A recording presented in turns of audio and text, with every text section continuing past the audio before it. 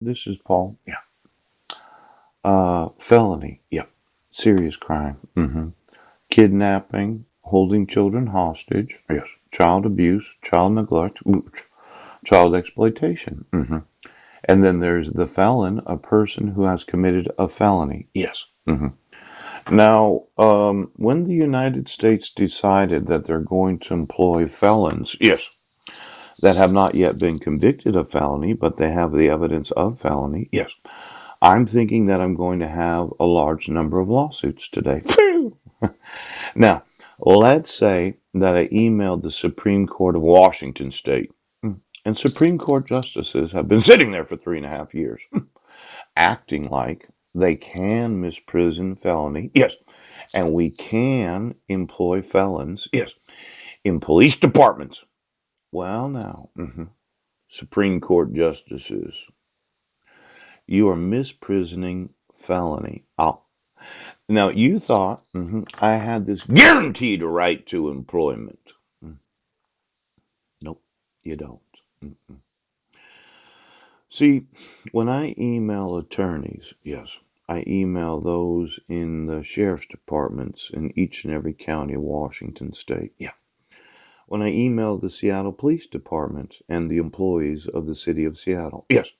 When I email those in other states that are obligated to never misprison felony. It could be, yes, that those in law enforcement don't understand the serious nature of the crime. Now, somebody's paying individuals to play the part of innocent American citizens right now. You're sitting there in the employment of the police department saying, well, we just can't do anything. I'm sitting here saying that we're employing felons. Now, this due process, yeah, the legal requirement that the state of Washington must respect all legal rights that are owed to a person. Now, I am an actual resident of the state of Washington, though I don't have an address. Yes. But all my emails have originated from the state of Washington. Yes, they have. I could look at the IP address of the library. Poop. The IP address of the senior center. Yes, you could. And I would say that since I have resided here, yes, you had decided to misprison felony. Now, when a state doesn't see how serious the crime is, it increases the amount of damages that you're going to experience. I emailed the employees of the state of Washington. I emailed the state legislature. Oh, I emailed those that are legally and professionally obligated civil rights coordinators. And all of them said, well, we have no obligation to prosecute felony.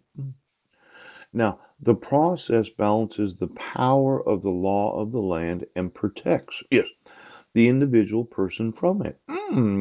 When a government harms a person, yeah, without following the exact course of law, yeah, this constitutes a due process violation. This offends the rule of law. Yes. Now, let's say the United States doesn't enforce the rule of law. Yes. All the federal employees that have knowledge of this said, well, we're not liable for any knowledge of felony we have. Yes. But you are. And every time I keep sending these emails documenting this fraud, forgery, and felony, every employee of the federal government says, well, I'm not getting sued. But the misprisioning of serious crime, misprisioning,